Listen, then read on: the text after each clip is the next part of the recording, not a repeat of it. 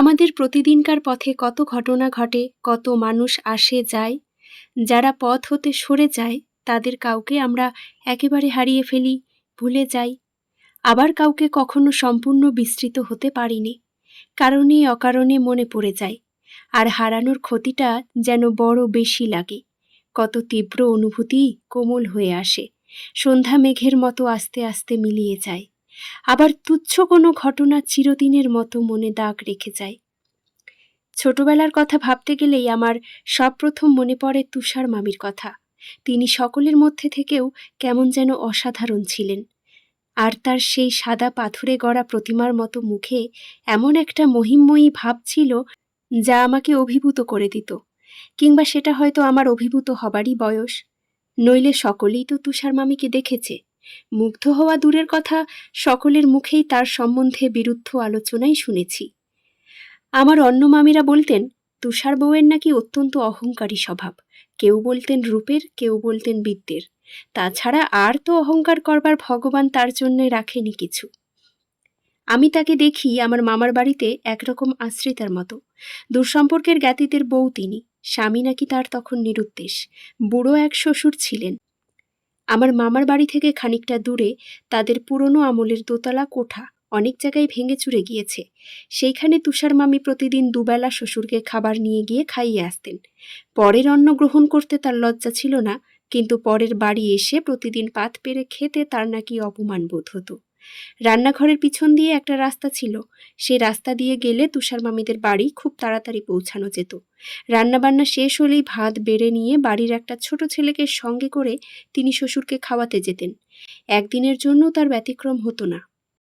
পরে শুনেছিলাম তুষার মামির শ্বশুর মার ওই ছোট কাকা নাকি ভয়ানক মাতাল ছিলেন বলেই মামি সেখানে থাকতে পারতেন না। সত্যি তার রাজরানীর মতো গম্ভীর মুখের ভাবে আশ্রিতার দীনতা একেবারেই স্পর্শ করত না। তাই পরের বাড়ি থাকাটা যেন তাকে মোটেই মানাতো না। আমার ছেলে বয়সের কল্পনাপ্রবণ মনে হতো ইচ্ছে করলেই তুষার মামি এক্ষুনি অদ্ভুত একটা কিছু করে ফেলতে পারেন। সকলে দেখবে যাকে আমরা নেহাত সাধারণ মেয়ে বলে ভেবেছি, সে এক ছদ্মবেশিনী রাজকন্যা। শ্বেত হস্তি এসে পিঠে তুলে নিয়ে যাবে। এমন আরও সব রূপকথার পড়া ঘটনার সঙ্গে তুষার মামিকে মিলিয়ে অনেক কিছু কল্পনা করেছি। তুষার মামিকে আমি দেখেছিলাম মাত্র মাস চারেক। তারপরই তার জীবননাট্যের শেষ যবনিকা পড়ে গেল। বাবার সঙ্গে থাকতাম দূর প্রবাসে। জ্ঞানে প্রথম বাংলাদেশে আসি 13 বছর বয়সে। দীর্ঘকালের ব্যবধানের মার আবার সন্তান সম্ভাবনায় বাবা ব্যস্ত হয়ে আমাদের মামার বাড়ি পাঠিয়ে দেন। দাদামশাই দিদিমা তখনও বেঁচে। আসবার সময় আমার যে কী একটা অদ্ভুত আনন্দ হচ্ছিল তা বর্ণনাতীত। ছোটবেলার জীবনটা আমার বেশিরভাগ কেটেছে বইয়ের মধ্যে, তাই সব জিনিসে কল্পনার রং চড়িয়ে দেখা আমার স্বভাব ছিল। তাই এই প্রথম মামার বাড়ি যাওয়া ও বাংলাদেশ দেখার মধ্যে যে উত্তেজনা ছিল তা আমার বয়সের মেয়েরা ঠিক অনুভব করতে পারবে না। মাকেও দেখলাম বাসা থেকে আসবার আগে কদিন ধরে যে বিষণ্ণ নিরানন্দ ভাব ঘিরে রেখেছিল সেটা গাড়িতে উঠবার সঙ্গে সঙ্গেই কমে এলো। খানিকটা দূর যেতেই বাপের বাড়ির আত্মীয় স্বজনের কথায় ছোটবেলার খুঁটিনাটি গল্পে একেবারে মেতে উঠলেন। বাবা প্রথমটা না হুঁ করে উত্তর করছিলেন। একসময় দেখলাম ঘুমিয়ে পড়েছেন। বাবার মুখের দিকে চেয়ে কষ্ট হলো। আহা, আমরা না হয় নতুন জায়গায় যাব, কত সব নতুন কিছু দেখব বলে এত আনন্দ হচ্ছে, কিন্তু বাবাকে তো আবার 2 দিন পরে এই পথ দিয়ে একলা ফিরতে হবে। আমাদের মিরাটের বাসায় বাবা আছেন, অথচ আমরা নেই, এ কথা যেন ভাবাই যাচ্ছিল না। কিন্তু মার আনন্দেও দোষ দেওয়া যায় না। মা নাকি এই 9 বছর পরে বাপের বাড়ি যাচ্ছেন। যেমন আমার তেমনও তো তাঁরও, বরং আরও বেশি। ভাই বোন দাদা দিদি আরও কত কি তার আছে যা আমার নেই। বাবা ঘুমিয়ে পড়ার পর মার সঙ্গে চুপি চুপি গল্প করতে করতে মামার বাড়ির প্রায় সকলকেই চিনে নিলুম। এবং মনে সন্দেহ রইল না, দিদিমা দাদু মামা মাসিদের কথা তো ছেড়েই দাও, গ্রামের সকলের সঙ্গেও যেন আর নতুন করে পরিচয় করতে হবে না। মার নতুন ঠান্দি, রাঙাখুড়ি, পদ্মদিদি, বিপিন ভাইপো ও বাড়ির ছোট কাকা আর রাজীব দাদাকে অনায়াসেই চিনে ফেলতে পারবো। এমনকি সন্দেশের দোকানে চিন্তামণি ময়রাটাকে পর্যন্ত, যদি বেঁচে থাকে। মা তো বলেন তখনই খুব বুড়ো ছিল। মা বললেন চিন্তামণির ছোট ছেলে লালমোহনের সঙ্গে মা নাকি ছোটবেলায় অনেক খেলেছেন। আশ্চর্য রকমের অবাক হয়ে যায়। মার এখনকার এই জীবনের সঙ্গে এ কথাটাকে যেন কিছুতেই খাপ খাওয়ানো যায় না। মায়ের এদিকটা যেন একটা চাবি দেওয়া বন্ধ বাক্স ছিল, হঠাৎ ডালা খুলে গিয়ে সব একসঙ্গে ছড়িয়ে পড়তে চাই। এত কথাই বা মার সঙ্গে কবে কইতে পেয়েছি। সেখানের সেই রুটিন বাঁধা সময়ে লেখাপড়া, সেলাই, গান ইত্যাদির ফাঁকে ফাঁকে মাকে যতটুকু পেতাম তাতে সম্পূর্ণতা ছিল না। কোনো কোনো ভদ্রমহিলা বেড়াতেও আসতেন মাঝে মাঝে, তাদের সঙ্গে মার যা গল্প সে আমি মুখস্থ বলে দিতে পারতাম। এমনই কেতাদুরস্ত একঘেয়ে কথাবার্তা। মামার বাড়ি গিয়ে কি করতে হবে না হবে সেসবও কিছু শিক্ষা হলো, যদিও সেটা নেহাত গণ্ডগ্রাম নয়, কলকাতারই কাছাকাছি একটা জায়গায়, তবু বাংলাদেশের পল্লীগ্রাম তো, আমাদের দূর দূরান্ত প্রবাস জীবনের সঙ্গে অনেক প্রভেদ। গাড়ি থেকে নেমেই সেটা কিছু কিছু বুঝতে পারলাম। আমরা আসবো বলে পাড়ার অনেক লোক মামার বাড়ির দরজায় এসে দাঁড়িয়েছিলেন, কারণ মার বাপের বাড়ি আসাটা একটা অপ্রত্যাশিত ঘটনা। গাড়ি থেকে নামতেই একটু কেমন যেন হাসাহাসির ভাব দেখলাম সকলের মধ্যে। দমে গেলাম বেশ কিছু। একেই তো আমার মুখ চোরা স্বভাবের জন্য এত লোক দেখেই ঘাবড়ে গিয়েছিলাম, তারপরেই হাসাহাসি। পরে জেনেছিলাম বাবার আদর করে দেওয়া প্রকাণ্ড ডলটা কোলে করে নামাই নাকি আমার ভয়ানক ভুল হয়ে গিয়েছিল। এত বড় লম্বা মেয়ে, ফ্রক পরে চুলে রিবন বেঁধে পুতুল কোলে করে গাড়ি থেকে নামা, এসব দিকের লোকেরা চোখে বিসদৃশ্য ঠেকবে মা বুঝতে পেরেছিলেন, কিন্তু বাবার ভয়ে কিছু বলতে পারেননি। বাবা ফিরে যাবার পর আমি বেশিরভাগ সময়ই শাড়ি পরে কাটিয়েছি। প্রণাম, আশীর্বাদ, নানা রকম কাণ্ড কারখানা একটু কমতেই দিদিমা আমার দিকে তাকিয়ে বলে উঠলেন, মেয়ে যে তোর মাথা ছাড়ালো কমলি, খুব তো মেম তৈরি করছিস দেখছি, সাহেব জামাই পাবি তো। মা হাসলেন। দিদিমাকে দেখলে মোটেই মনে হয় না আমার মায়ের মা, ছোটোখাটো রোগা গড়ন, ক্ষণক্ষণে গলা, তবে বেশ হাসি খুশি ভাব, মোটের উপর মন্দ লাগে না। এই সময় প্রথম দেখি তুষার মামিকে। একটা থামের আড়ালে চুপচাপ দাঁড়িয়েছিলেন। এগিয়ে এসে আমার হাত ধরে বললেন, চলো মীরা, হাত মুখ ধোবে।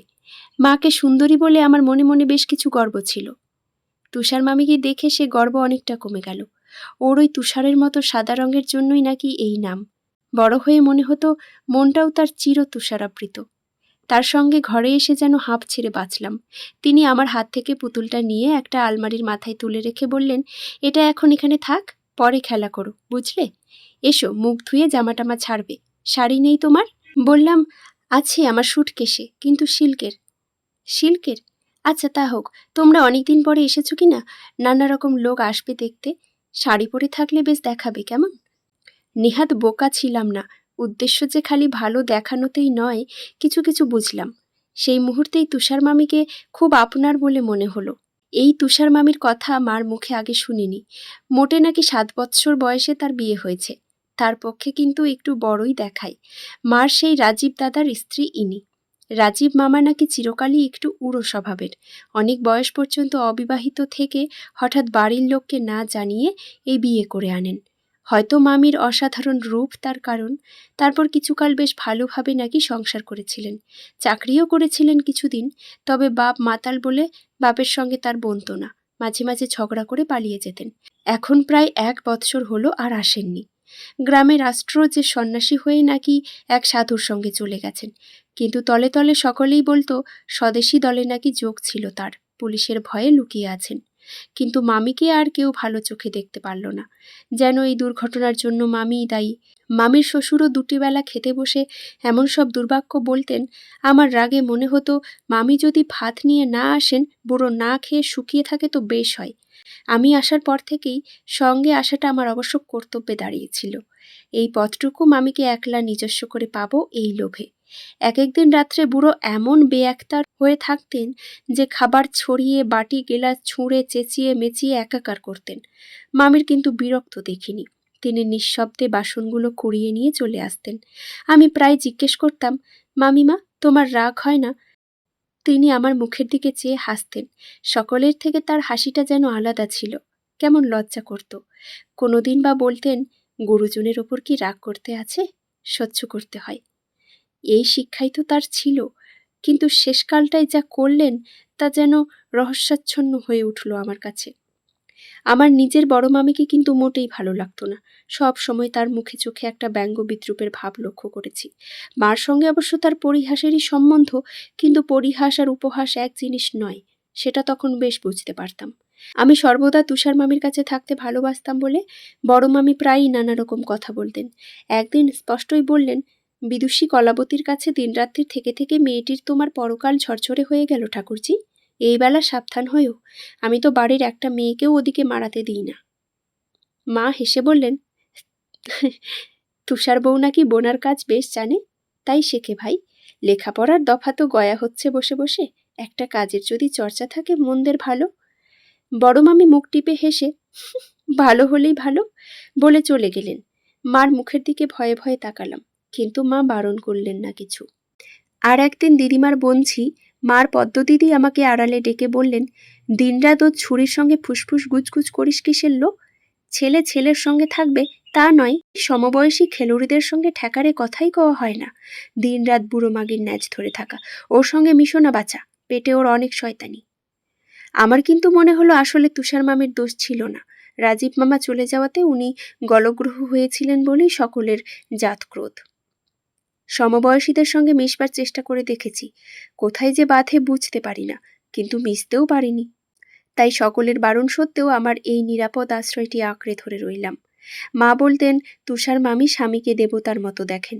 তখন ঠিক বুঝতে পারতাম না, কিন্তু কিছু যেন অনুভব করতাম। কখনো কখনো সময়ে আমার সঙ্গে গল্প করতে করতে রাজীব মামার কথা উঠলে মুখটা যেন তার আলো হয়ে উঠত। একদিন বললেন, মীরা, তোমার সঙ্গে গল্প করতে আমার খুব ভালো লাগে। তুমি এখানের মেয়েদের মতো পাকা নও, এইরকম সরল মেয়েই আমার পছন্দ হয়। অথচ বড় মামি মেজ মামি যখন তখন বলতেন, এত বড় মেয়ে তোমার কি ন্যাকা ঠাকুরছি। তুষার মামির গলায় একটা লকেট দেওয়া সরু সোনার চেন হার ছিল। আমার যেমন সব সৃষ্টি ছাড়া প্রশ্ন ছিল। একদিন বললাম, আচ্ছা মামিমা, রাজীব মামা কি রকম দেখতে ছিলেন? মামি একটু ইতস্তত করে লকেটটা খুলে দেখালেন। ছোট্ট ফটো, ভালো বোঝা গেল না, মুখটা তো ভালোই মনে হলো। মামি লকেটটা বন্ধ করে মাথায় ঠেকিয়ে সেমিজের মধ্যে নামিয়ে দিলেন। তারপরই অন্য কথা পেরে সে কথা চাপা দিয়ে ফেললেন। নিজেকে প্রকাশ করতে চাইতেন না তিনি মোটেই। রাজীব মামা যে তাকে এত দুঃখের মধ্যে ফেলে রেখে গেছেন তার জন্য অনুযোগ করতেন না কখনো। মাসের মধ্যে 2টি দিন ছিল তুষার মামির ছুটি। ওর শ্বশুর শহরে যেতেন পেনশন আনতে। কোন বন্ধুর বাড়িতে উঠতেন জানি না, পরদিন আসতেন না। পেনশন যা পেতেন তাতে নাকি তাদের দুজনের স্বচ্ছন্দে চলে যেতে পারত, শুধু মদ খেয়ে নষ্ট করতেন বলেই ওদের এত কষ্ট। এমনি একদিন সন্ধ্যাবেলা একটা হ্যারিকেন হাতে করে তুষার মামি আমায় বললেন, মীরা, একবার যাবে আমার সঙ্গে ও বাড়ি? আমি আশ্চর্য হয়ে বললাম, কেন, আজকে তো ছোট ঠাকুরদা নেই। তা হোক, এমনি চলো না, ঠাকুর ঘরে আলো দিয়ে আসবো, আজ লক্ষ্মী পুজো কিনা। আমরা বেরুচ্ছি। পদ্মমাসি হেঁকে বললেন, কি গো, কোথায় যাওয়া হচ্ছে ভর সন্ধেবেলা? এত সামান্য কোথায় ভয় পাবার কি আছে? দেখলাম তার মুখটা ভয়ে নীল হয়ে গেছে। শুকনো গলায় বললেন, আজ লক্ষ্মী পুজো, ঠাকুর ঘরে একবার সন্ধে দীপ দেব তাই। আমরা বেরোতেই শুনলাম পদ্মমাসির গলা, নক্ষীর কপাল আজ ফিরল বড় বউ, বলে না সেই রাখালি কত খেলাই দেখালি। 7 জন্মে তো এসব হুঁশ হয় না। 2টি থিঙ্গি হয়েছেন সমান। কমলি মেয়ের আখেরটি খেলে আরও কি বললেন কে জানে, আর শুনতে পেলাম না। আমিও কিন্তু সেদিনকার ব্যবহার ভালো বুঝতে পারলাম না। ও বাড়ি গিয়ে তুলসী তলায় প্রদীপ দিয়ে, ঠাকুর ঘরে প্রদীপ দিয়ে বেরিয়ে এসে মামিমা হঠাৎ আমার হাতটা চেপে ধরে বললেন, তুমি একবারটি এখানে একলা থাকতে পারবে মীরা? লক্ষ্মী মেয়ে, আমি শুধু ওপরটা দেখে আসবো। সত্যি কথা বলতে কি, এই অন্ধকার পোড়ো বাড়ির দিকে চেয়ে আমার সাহসে কুলোলো না। ভয়ে ভয়ে বললাম, আমিও যাই না। মামিমা কেমন যেন ব্যাকুল হয়ে বলে উঠলেন, না না লক্ষ্মী মেয়ে সোনামে, তুমি আলোটা নিয়ে থাকো, আমি এমনি যাচ্ছি একবারটি, পারবে না? কি মিনতির স্বর! বুকের রক্ত হিম হয়ে এলেও ঘাড় নেড়ে সম্মতি দিলাম। মামিমা অন্ধকারের মধ্যে কোথায় যেন অদৃশ্য হয়ে গেলেন। একটু পরে যখন এলেন, স্পষ্ট দেখলাম হাত পা ঠক ঠক করে কাঁপছে, গলার স্বরও কাঁপা। বললেন, মীরা, লক্ষ্মী, আমি উপরে গিয়েছিলাম, বলো না কাউকে।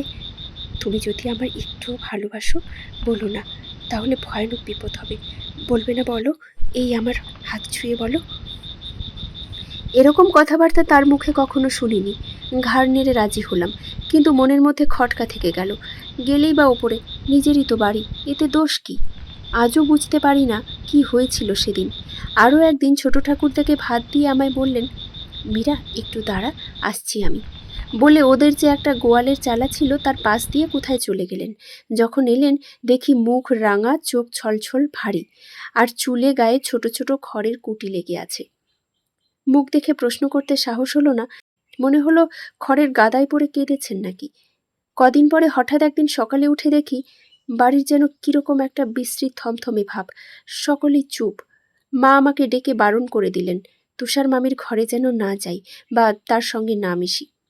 একটু পরে বড় মামি এলেন আমাদের ঘরে, বললেন, দেখলে তো ঠাকুরঝি, তখনই বলেছিলাম তোমার ভাই সাদা মন, ওসব বুঝতে পারোনি।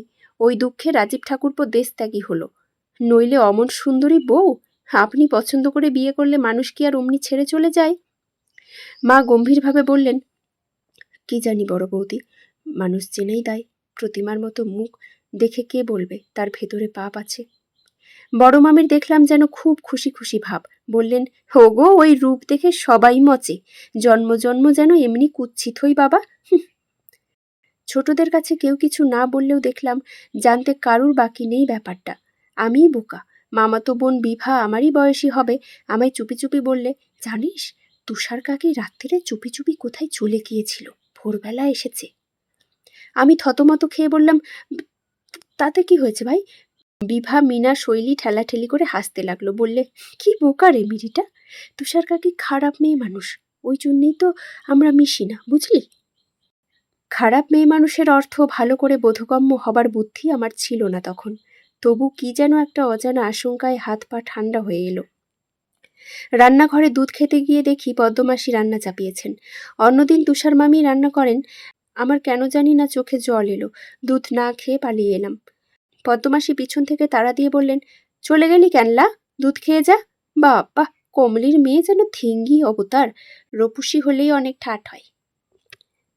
তুষার মামির ওপর একটা অবোধ অভিমানে আমার সমস্ত দিন বারে বারে চোখের জল আসছিল। কেন তিনি অত ভালো হয়েও খারাপ মেয়ে মানুষ হলেন? যদি খারাপ মেয়ে মানুষ হলেন, কেন আমাকে অত ভালোবাসলেন? সমস্ত দিন তুষার মামিকে কেউ খেতেও ডাকলে না। একবার দেখছিলাম ভাড়ার ঘরের পাশের ছোট্ট ঘরটায়, যেখানে রাজ্যের পুরনো লেপ তোষক ভাঙা বাক্স টাক্স গাদা করা আছে, চুপ করে বসেছিলেন জানালায়। আমার একবার মনে হচ্ছিল ঠিক যেন সেই অশোক বনের সীতার ছবিটা। সারাদিনই বাড়িতে একটা চাপা কথাবার্তা, তলে তলে কি যেন সব কাণ্ড ঘটতে লাগলো। সন্ধেবেলা আবার বিভা হাঁপাতে হাঁপাতে এসে বলল, জানিস রে, তুষার মামিকে আর আমাদের বাড়ি রাখা হবে না, দাদু টাদু সবাই বলেছেন।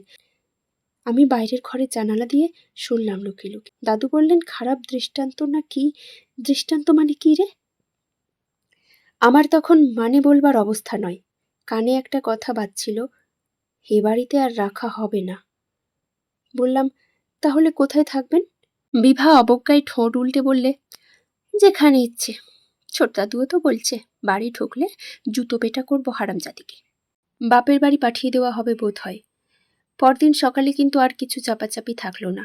তুষার মামি নাকি নিজেই চলে গেছে রাত্রে। শুধু তাই নয়, দিদিমার বাক্স থেকে নাকি 10টা টাকা চুরি করে নিয়ে গেছেন। এখন যার যা ইচ্ছে হলো তাই বলতে লাগলো। বিন্দু ঝি পর্যন্ত বললে, ওনার পেটে পেটে অনেক ছেনালি গো। আমি বলি উনি ঘরের বউ, আমি ঝি মনীষী, বললে ভালো দেখাবে না, তাই চুপ করে থাকি। এই কদিন আগে রেতের বেলা দেখি কাপড়ের তলায় কলাপাতে মুড়ে কি নিয়ে হনহন করে চলেছে পুকুর ঘাটের পাড়ে। আমি বলি, হ্যাঁ গা বউ দিদি, রাত দুপুরে কোথায় যাচ্ছ? দেখে যেন ভূত দেখলো এমন চমকানি, বললে, এই ছেলেদের এঁটো পাত কখানা নিয়ে একেবারে ঘাটে যাচ্ছি গা ধুতে। রান্নার পর গা না ধুলে ঘুম আসে না, যা গরম। আমি বলি, হবেও বা, কিন্তু কেমন সন্দেহ হলো, চোখে না দেখলে তো কিছু বলতে নেই মা। কে নাকি পাড়ার একজন গিন্নি একদিন ভাঙা শিব মন্দিরের ওখানে লুকিয়ে দুজন মানুষকে কথা বলতে শুনেছিলেন।